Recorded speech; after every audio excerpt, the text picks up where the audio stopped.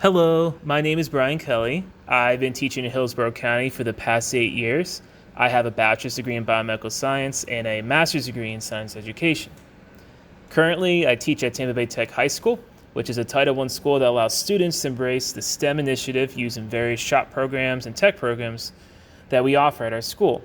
It allows our students to gain real-world experiences and even certifications for actual jobs. Here, I've instructed biology honors, AP biology, and anatomy and physiology. I am also a Title I resource teacher, a curriculum writer, a test editor for the county, and a clinical educator for USF and UT interns. Outside the classroom, I help lead and mentor students for the STEM fair projects in regional and state competitions. I've had several students qualify, win regional, states, and even one made it to international competition in the medical health sciences. One of my favorite labs is when my students get to use the EMG striker boxes. Now, these series of labs allow my students to record nerve impulses and sometimes control muscles and movement on another student's body. In these labs, we learn about neurochemical impulses that control our nervous system and how we can manipulate and record action potentials from a nerve.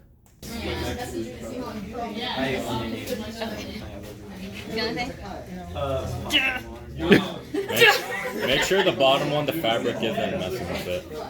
I don't think it is. Oh. We felt it there. Have you even done part? Weren't you just working? Dude, check the settings. I've also been working on expanding my lessons that uses these devices to help explain how signaling transductions can control robotics or other objects. I really can't wait to work on this project with my students in the future. It's not working. I just played it out of my head.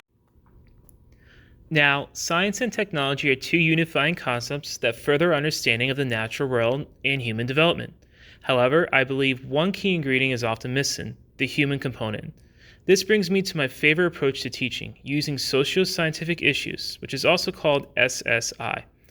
SSI is a method I learned from my continuing education and professional development from USF, where I've taken several upper-level graduate courses in order to stay current in the trends of science education.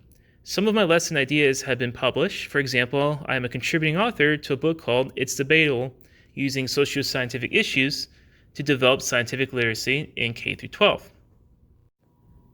These types of lessons focus on real-life controversies of science. In one lesson, I create a scenario that an oncologist who researches new treatments for stage 4 cancer patients is in the late stages of drug testing on aggressive somatic cell growth. And my student's task is to evaluate and justify which patients will be most useful to the study of a series of 10 patients. I focus on these types of lessons around the core content knowledge.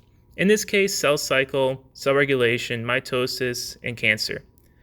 I provide them with some background knowledge on medical and research practices and create modified patient charts that my students would require them to read graphs, tables, and images to base their judgments on. I also provide them information about their personal lives for a human field of science, like family, culture, race, impact on society. In the end, I have my students debate on which patient, based on the data, deserves a treatment. In another example, I create a lesson that allows my students to evaluate a triage scenario of injured burn victims to decide who needs the treatment based on their condition. The central focus of this type of lesson is on the integumentary system, trauma, blood loss, and critical care. Often my students learn that science isn't simply black and white, that there is some kind of human element into evaluating these situations. I try my best to show my students that science isn't cold, but it requires empathy, compassion, and feeling.